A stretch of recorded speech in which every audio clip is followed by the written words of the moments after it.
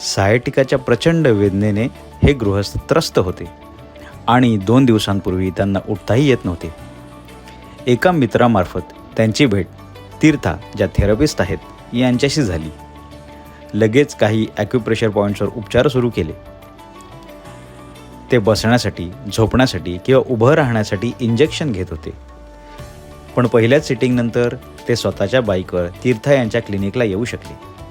अगदी पहिल्याच सिटिंगनंतर ते सिटअप्सही काढू लागले, म्हणजेच उठाबशाही काढू लागले. थोडा त्रास शिल्लक होता, पण दुसऱ्या सिटिंगनंतर तोही पूर्णपणे गायब झाला.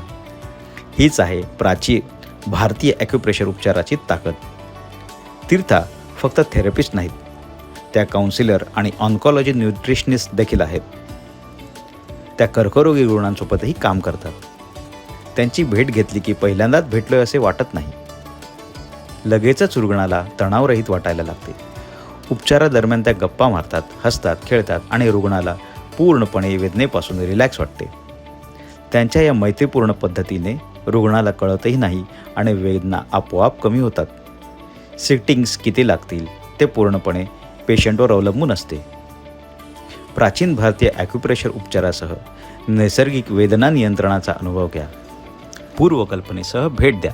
संपर्क 9769942929.